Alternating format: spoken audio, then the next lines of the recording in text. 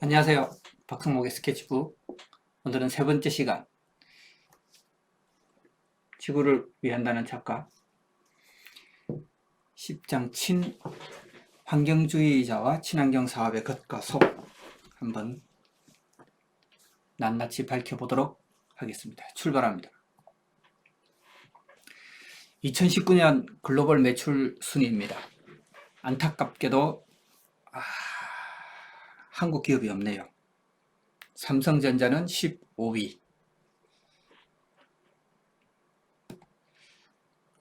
8위에 있는 엑손모빌을 한번 볼까요? 엑손모빌 2,902억 달러.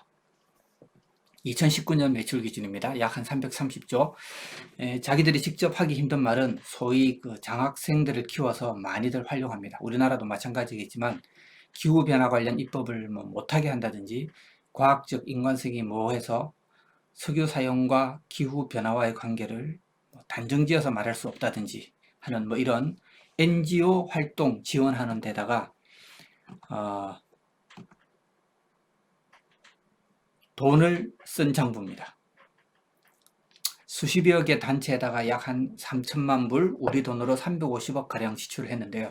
생각보다 좀 야박하지 않나요? 저 단체들 인건비만 해도 만만치 않을 텐데, 담배 회사가 그 왜 말랑한 과학자 몇 명 포섭해서 흡연과 폐암과의 직접적인 인과관계가 없다. 이런 거죠. 문제는 환경운동을 한다는 사람들도 이와 똑같은 구조석에 있다면 이거 뭔가 좀 이상하지 않을까. 그래서 한번 들어가 봅니다. 2020년 1월 민주당 대선 후보 경선 제일 좌측이 부티지지라는 후보인데요. 유세 현장에 너 석유회사에서 돈 받아 먹었지? 후보 사퇴해 하고 지지자들이 들고 나옵니다. 이 싱클레어라는 친구가 낙선운동을 주도했습니다. 환경을 생각하는 사람이 석유회사에서 돈을 받으면 안 되지 하는 그 주의입니다. 싱클레어라는 사람은 이 350.org 이 유명한 환경단체입니다.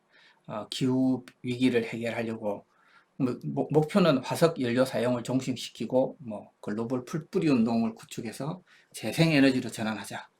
CO2 배출량을 350g까지 줄이자 하는 그런 모토로 지금 활동하고 있는 단체입니다. 근데 이 단체는 이 사람의 후원을 받고 있어요. 이 사람이 누구냐? 억만장자 톰 스티어 민주당 대선 후보입니다. 석유, 천연가스, 석탄 등으로 인해 가지고 아주 억만장자가 된 사람입니다. 이 사람의 회사인데요. 인도네시아에서 석탄 사업을 아주 크게 하나 봅니다. 누가 누구 돈 받았다고 뭐라고 할 입장은 아닌 것 같습니다. 2019년 7월 스타이어가 대선 출마한다고 하니까 350.org 또 시에라 클럽 기립박수를 치고 응원합니다. 왜? 평소에 후원을 많이 해주는 고마운 분이니까요. 환경보호기금 1,380만 불, 시에라 클럽 9,900만 불, 천연자원 보호협회 560만 불, 이런 식으로 돈을 받습니다. 여기서 받은 돈으로 뭐 할까요? 그렇죠. 원자력 죽이는 일에 앞장섭니다. 왜 원자력을 죽입니까?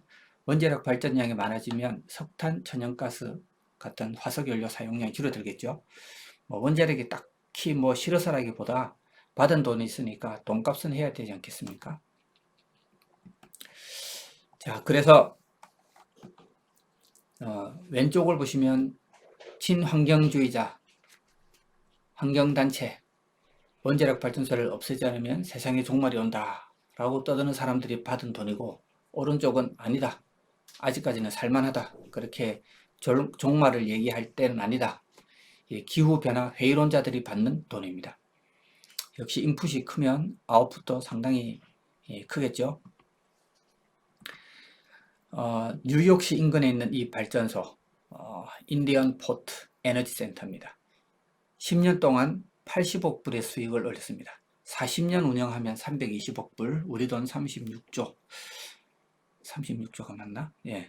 만약 이 원자력 발전소가 문을 닫는다면 이 막대한 수입은 어디로 나갈까요? 요즘은 석탄 대신 천연가스를 사용하지만 천연가스나 신재생 기업으로 흘러가겠죠. 이런 기업들은 시에라클럽, 350.org 같은 환경단체들 섭섭지 않게 지원해주고 여론몰이 잘하면 하루아침에 매출이 더블이 된다 하는 것을 잘 알고 있습니다. 유명한 환경단체 시에라클럽 이 사진을 한번 볼까요? 신재생 에너지 투자은행 대표, 테슬라, 태양광 업계 관계자 등등. 테슬라의 자회사 솔라시티 들어보셨나요?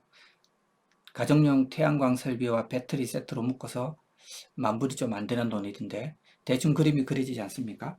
시에라 클럽뿐만 아니라 다른 환경단체들도 이런 구조들입니다.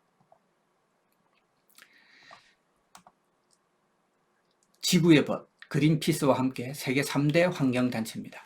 창립할 때 기부자 중에는 유전 개발업자도 있습니다. 결국 석유, 천연가스 사업자로부터 돈을 받아 신재생에너지를 옹호하면서 원자력 발전소를 없애야 환경에 도움이 된다 라고 정유 사업자들 대신 나팔 좀 불어달라는 거죠. 신재생 풍력이나 태양광 같은 거 해봐야 자기들 기존 사업 파이에 크게 위협이 안 되는 걸 잘 아니까 환경보호기금이나 천연자원보호협회는 아마 돈줄이 되는 후원자들로부터 수백만 불의 후원금을 받은 것 같습니다. 이 단체들의 변호사들과 로비스트들의 활약에 힘입어서 여러분들 잘 아시는 탄소 배출권 거래제라는 것을 법제화하고 홍보함으로써 후원자들은 약 한 1조 달러에 달하는 금전적 이득을 누릴 수 있었다라고 합니다. 아무튼 원자력 발전소 없애자고 주장하는 단체들의 작업력을 보면 정말 대단합니다.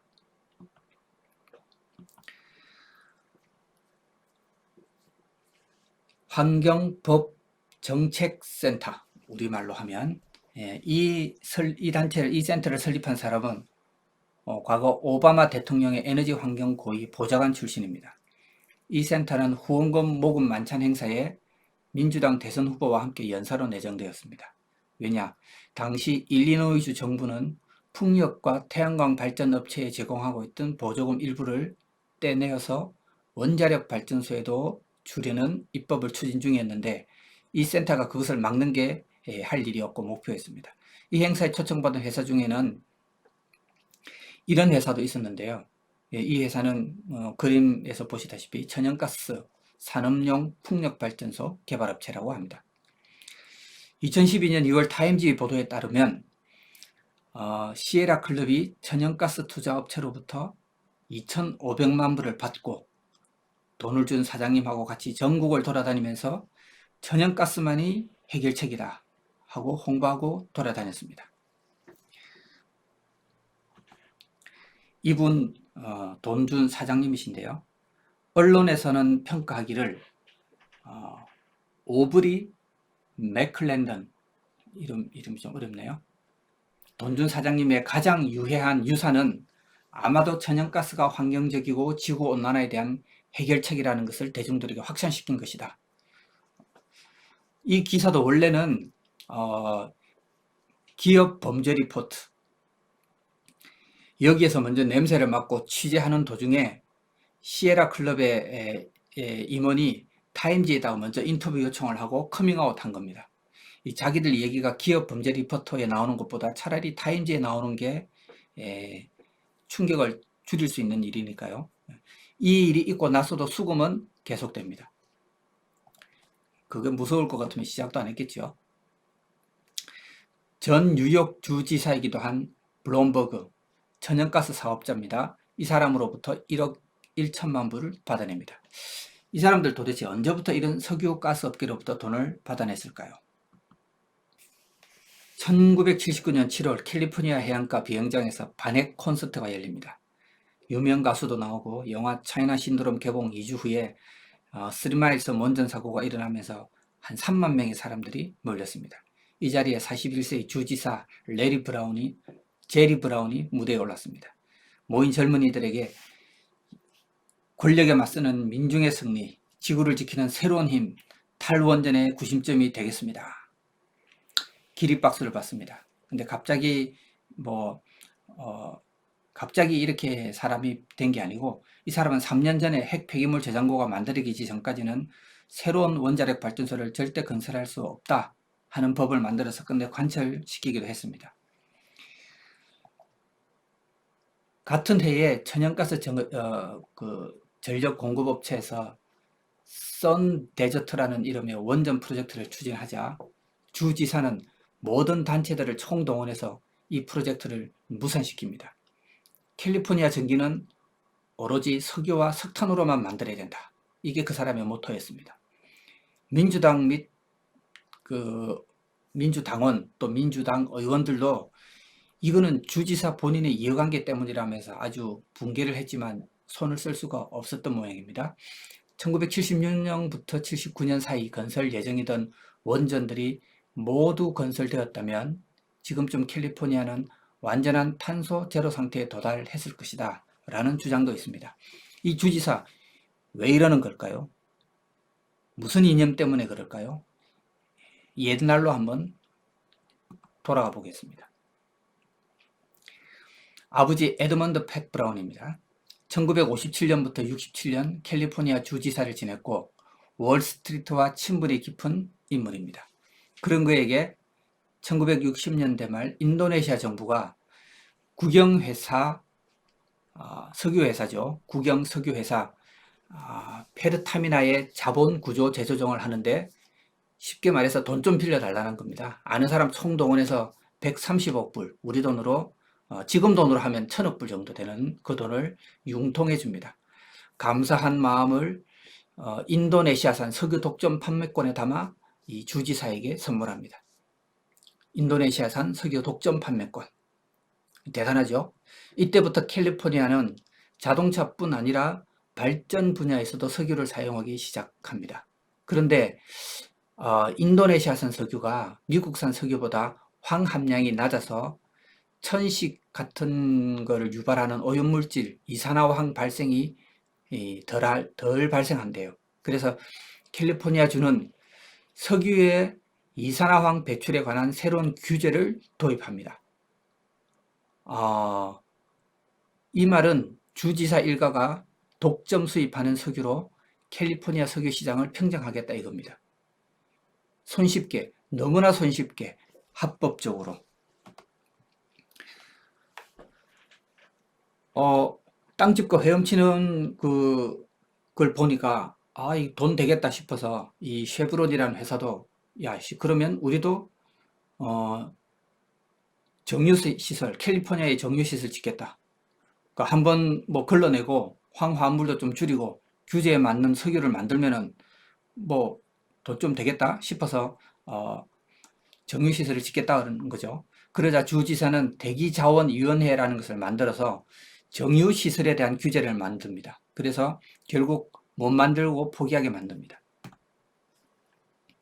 이번에는 캘리포니아 에너지위원회를 만들어서 캘리포니아의 원자력 발전소 문을 닫고 석유로 전기를 생산하도록 압력을 행사합니다. 이번에는 게티 오일이라는 데 임원 한 사람을 캘리포니아주의 고등법원 판사로 꽂아 넣습니다. 이 사람 주지사 선거에서 도움을 많이 줬나 봅니다. 판사로 가서 한 일은 뭐냐? 주지사가 석유 팔아서 번 돈이 세금 폭탄 맞지 않도록 보호해주는 법안을 통과할 수 있도록 옆에서 서포트해 주는 겁니다. 이 판사의 이름은 빌 뉴섬, 그의 아들 게빈 뉴섬, 현재 캘리포니아 주지사로 재임 중입니다. 인도네시아 독립전쟁도 아주 알게 모르게 아주 복잡한 스토리를 가지고 있습니다. 페르타미나, 아까 얘기 나왔던 인도네시아 국영석유회사, 아버지 주지사가 돈 빌려준 여기 사장이던 군 장성이 축출됩니다. 부정부패가 발각되고 거기다가 1970년대 유가 폭등할 때 대출을 많이 받았는데요. 유가가 갑자기 안정되면서 부도위기 일어납니다. 대출을 해준 미국 은행들도 위험하겠죠. 자, 여기서 캘리포니아 주지사는 위기 탈출 넘버원으로 또 나갑니다. 그냥 있으면 다 덮어 써야 되니까 이거는 다른 그림입니다. 캘리포니아에서 만든 그림은 아니고 천연가스, 인도네시아산 천연가스를 가져와서 터미널을 짓자고 들고 나옵니다. 이 가스를 수입해서 멕시코로 관을 깔아서 이렇게 보내고 멕시코에서 이 천연가스 받아서 발전을 하고 그 전기를 만들어서 캘리포니아가 쓰자. 멕시코까지는 파이프라인으로 연결하고 멕시코 발전소 주인장이 이 부스타만테라는 석유가스 사장님인데 뉴욕타임즈에 이런 기사가 났어요. 부스타만테 캘리포니아 주지사 브라운에게 선거자금 제공. 괜히 그냥 이렇게 연결되는 게 아니죠. 예, 주지사 선거 운동할 때 자금 대주고 감사의 마음을 담아서 이런 큰 그림을 빅픽처를 만들어서 이제 돈을 같이 한번 벌어보자 이제 이겁니다. 브라운 주지사는 멕시코 대통령한테도 전화를 겁니다. 빨리 발전소 승인 좀 내주십사 하고 독촉도 합니다. 아무튼 이 건은 FBI에서 브라운 주지사가 부스타만테한테 받은 돈을 신고 안 했다고 어디서 투서가 들어갑니다. 고발 사주가 들어갔죠. 바로 민주당에서 들어갑니다. 이 민주당 같은 당원들이 봐도 이건 해도 너무하다. 이래서 수사가 들어가고 이 프로젝트는 중단이 됩니다. 1983년 주지사 자리에서 내려옵니다. 7년 후 그의 두 척근을 통해서 캘리포니아주 인근에 건설 예정이던 렌초세코 원자력 발전소 건설을 중단하는 결의안을 통과시킵니다. 이후에 브라운 전 주지사는 민주당 지부의 의장이 되고 두 사람의 노고를 치하하며 당으로 영입합니다. 그리고 캘리포니아에 남은 마지막 원전을 폐쇄하는 과정에서 핵심 역할을 수행하게 됩니다. 혹시 누군지 아실까요? 비슷하게 생긴 사람이 있는데 잘생겼죠? 엘 고어 시니어, 테네시주 상원 의원입니다. 1972년 재선에 실패하고 이곳에 일자리를 얻습니다. 석유회사죠. 옥시덴탈 피트로리움. 훗날에 그는 WP와 인터뷰에서 이렇게 말합니다. 이제 공직을 떠나 들판에 풀을 뜯으러 나가게 되었으니 이왕이면 잘 자란 풀을 뜯으러 먹으러 가기로 결정했다. 예, 솔직하죠? 그분의 아드님 엘 고어 부통령 역시 상원 의원이 된 후에 같은 회사에서 후원금을 받습니다. 미국의 비영리 탐사보도 NGO인 공공청렴센터 CPI라고 합니다. 여기에서 엘 고어와 옥시덴탈의 관계를 파헤칩니다. 옥시덴탈 회장이 백악관 들어가서 하룻밤 자고 숙박비를 좀 많이 냈나 봅니다. 엘 고어가 부자예요. 이런 방송국도 갖고 있다가 팔았는데요. 판 것이 하필 알자지라 방송국. 거의 이거 팔고 1억 불 이상을 엘 고어가 챙겼다고 합니다. 근데 뭐 그런 거 팔아도 기후 활동가들은 뭐 팔면 파는 거지 하고 별 관심이 없는지 일부러 모르는 체 하려고 그러는지. 자, 이분 기억하시나요? 아들을 데려온 주지사 제리 브라운입니다. 2011년부터 19년까지 네 번째 임기를 보냅니다. 2011년 갑자기 주정부 규제관리자 2명을 해고를 합니다. 왜 해고를 했을까? 나중에 밝혀진 내용입니다. 그때 당시 프래킹 기술, 이 프래킹이 셰일 석유 추출하는 방법인데요.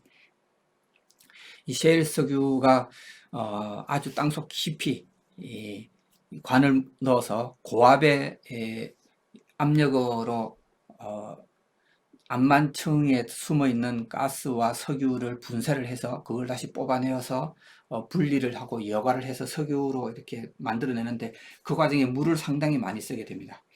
그때 당시는 지금처럼 기술이 발전하지 않았기 때문에 이 셰일 석유를 뽑아내는 단가도 비쌌지만 이런 환경적인 문제도 조금 기술이 떨어졌기 때문에 상당히 오염이 많이 되고, 그래서 캘리포니아 그 규제 관리자들이 프래킹에 대한 그 연방 규제를 집행을 했는데 이게 이제 주지사 마음에 안 들었던 거죠. 니가 왜 함부로 석유를 뽑는데 뭐 규제를 해서 뭐 더 뽑기 어렵게 만드냐. 안 그래도 비싼데. 예, 이래서 해고가 됐습니다. 2013년 위원회에다가 퍼시픽 가스 앤 일렉트릭에서 천연가스 화력 발전소 지을 거니까 승인하라고 합니다. 이를 지켜본 언론의 반응입니다. 브라운의 더티 핸드, 주지사의 더러운 손, 대충 이런 분위기로 흘러갑니다. 주지사의 지시에 따라서 석유가스 지열 자원가, 하나의 파트죠. 근무하는 직원들 시켜서 이 땅에 석유와 가스 매장이 얼마나 되어 있는지 조사해라 해서 51쪽 분량의 보고서를 작성했는데요. 이 땅은 바로 브라운 지사 지땅이랍니다. 2015년 여동생이 중력으로 있는 샘프라 에너지의 에너지 천연가스 저장 시설에서 엄청난 유출 사고가 나서 우리는 잘 내용을 모르지만 당시에는 미국에서는 아주 큰 문제였다. 항공기 운항까지 금지될 정도로 아주 심각한 사고가 났었는데 행정명령을 내려서 일체 보도와 조사 결과를 못하도록 금지시키는 일도 했습니다. 이 주요 타깃은 아무래도 원자력 발전소 아니겠습니까? 이런 것들이 일어나면은 아무래도 원자력과 싸우는데 불리하니까.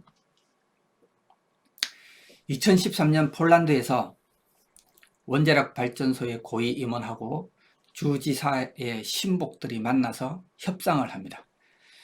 그때 당시 이 원자력 발전소는 스팀 제너레이터라는 그 부품, 노후된 부품을 교체하기 위해서 운영을 중단한 상태였습니다. 이 부품을 교체하는 데 드는 비용이 10억 불. 그래서 이제 공사를 하려고 준비하고 있었는데 여기에서 주지사 신복과 발전소 고위 임원하고 만나서 협상 들어갑니다. 주지사 측에서 얘기합니다. 원전 수리하지 말고 그냥 문 닫으면 우리가 전기세 올려줄게. 그러자 원자력 발전소 임원들 땡큐 속전속결로 결정이 났습니다. 보도에 따르면 캘리포니아 전력의 8%를 담당하던 원전 폐쇄로 인해서 탄소 배출과 전기 요금은 수직 상승했다는 소식입니다. FBI가 주정부 사무실을 현장 급습했지만 주 법무부 장관이 수사 중단 지시를 내립니다. 2016년 캘리포니아 주의회는 참다 못해서 캘리포니아 공공설비위원회, 이 게리 주지사가 만든 위원회죠.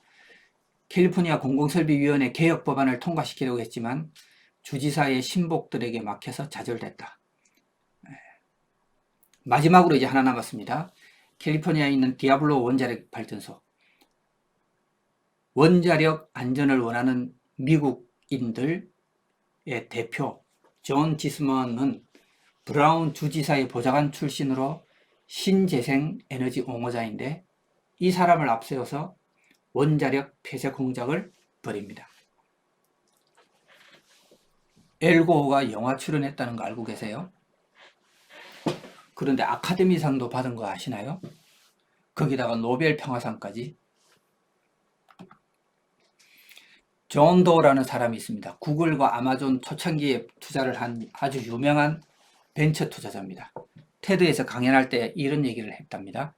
친환경 기술, 친환경 지향적인 기술은 인터넷보다 더 큰 기회입니다. 21세기 최대의 경제적 기회가 될 수가 있습니다.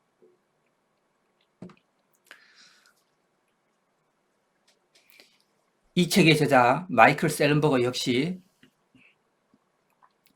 2003년도에 민주당의 환경정책 그린 뉴딜의 모체가 되는 뉴 아폴로 프로젝트를 입안하면서 미국이 중동 석유에서 벗어나 10년 후 태양과 풍력 에너지로 전환하고 수백만 개의 새로운 일자리를 창출하는 마치 10년 안에 인간을 달에 보낼 것이라고 했던 존 F 케네디의 아폴로 프로젝트처럼 뉴 아폴로 프로젝트는 그 규모가 대담하고 빠를 것이다. 테러와의 전쟁, 경제적 불확실성이 우리 석유 경제를 상징한다면 그리스 태양의 신 아폴로가 새로운 에너지 경제를 대표해야 된다. 라고 주장합니다. 2007년 버락 오바마는 후보는 이 프로젝트를 받아들이고 정책으로 채택을 했다는 얘기죠. 2009년부터 15년까지 1,500억 불을 투입, 경기 부양 차원에서 900억 불을 추가로 투입했습니다. 야, 미국이 저렇게 움직이는데 우리가 가만히 있으면 안 되겠죠? 2008년 현대경제연구원에서 오바마의 환경정책을 정리해서 보고합니다. 미국이 뉴 아폴로 정책을 이 정도 이 규모로 하니까 우리도 이 정도는 따라해야 되지 않을까요? 해서 녹색 성장 계획을 입안하게 됩니다. 사람 사는 데는 어디든지 다 똑같을까 봐요. 돈이 모이면 항상 문제가 생깁니다. 경기 부양을 위해서 투자한 돈이 대통령과 민주당 그리고 민주당 기부자들 주변에 고였다. 이렇게 표현을 합니다.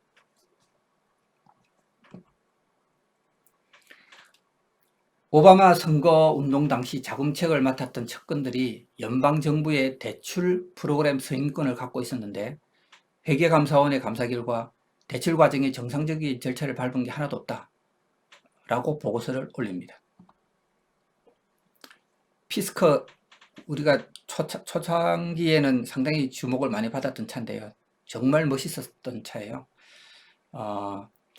이 피스커라는 그 럭셔리 하이브리드 자동차 회사 주요 투자자가 금방 조금 전에 소개해드렸던 존 도어라는 사람, 그 사람도 투자했던 사람이고 테드 강연하면서 앞으로 친환경 기술은 인터넷보다 더 큰 비즈니스라고 얘기했던 사람이죠. 이 회사에다가 5억 불 넘는 금액을 대출을 해주고 그 다음 해인가 그 다음 해인가 파산을 합니다.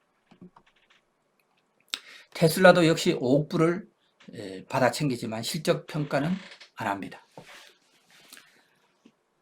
파산했다는 말은 제가 억셉트가 되는데 이 실적 평가 안 했다는 말을 들으니까 피가 거꾸로 솟는 느낌이 됩니다. 왜냐 제가 몇 년 올해 한 10년 정도 전인 얘기인데 나랏돈 3억 받아서 기술 개발 운영 자금으로 쓴 적이 있었는데요. 2년 동안 시달리고 나서 제가 결심했습니다. 내가 다시는 이따오 돈 안 쓴다. 얼마나 내놓으라는 게 많은지요. 10대 영수증부터 시작해서 꼬치꼬치 2년 동안 증빙서류 제출한 걸 생각하면 몸서리가 쳐집니다. 그런데 5억 불을 빌려주고 실적평가를 안 했다? 아유. 오바마 선거 운동 중에 자금 모집 담당했던 사장님입니다.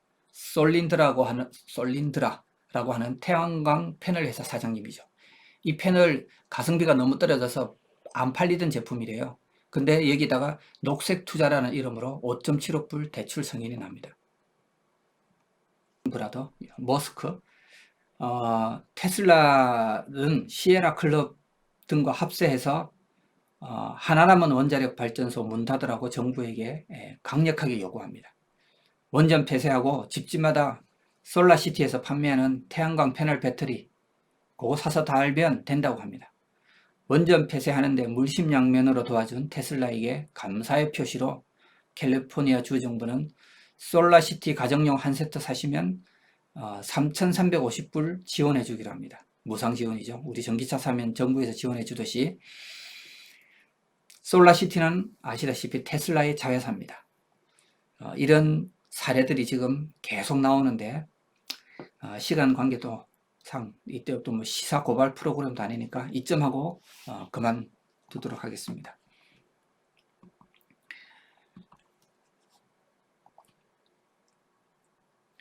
(2018년) 아리조나주 상하원 중간선거와 함께 몇 가지 헌법 개정안 찬반 투표를 실시했는데요. 여기에는 신재생 에너지 공급 의무화 127번 개정안도 함께 주민투표를 했습니다. 2030년까지 전력의 50%를 신재생 에너지로 생산해야 된다 하는 것이 주요 내용이고 당연히 그러려면 원자력 발전소 문을 닫아야 됩니다. 전기료 당연히 인상되고요. 투표 주민들이 많이 했습니다. 투표 결과 반대가 70%입니다. 그동안에 학습이 많이 됐던 거죠. 미국에서도. 이 법안을 통과시키기 위해서 가장 공을 들인 사람이 바로 민주당 대선 후보 톰 스타이어입니다. 원자력 문 닫으면 그야말로 한몫 단단히 잡을 수 있으니까요. 자, 언론은 수십 년 동안 엑손모빌, 기후변화, 아직도 괜찮다고 얘기하는 기후변화 회의론자들을 악마로 만들어 왔습니다. 그러나 존 스타이어나 블룸버그 같은 화석연료 부자들의 돈을 받아온 친환경주의자들에게는 무제한으로 면죄부를 발급해 줬습니다. 어느 쪽이든 자원봉사하는 사람은 없습니다. 철저히 이해관계일 뿐인 거죠. 페이 투 플레이, 대가성거래. 이것이 워싱턴 정치가 돌아가는 메커니즘입니다. 친환경주의자들이 업자들로부터 받은 피 같은 돈은 국민들의 지갑을 탈탈 털어주는 훌륭한 도구로 변신해요. 지금까지는 성공적으로 그 역할을 잘 수행해 왔습니다. 다음 시간에는 11장 원자력을 폐쇄하고 신재생 에너지를 주장하는 진보 좌파 세력의 이념과 그 기원에 대해서 알아보는 시간을 갖도록 하겠습니다. 감사합니다.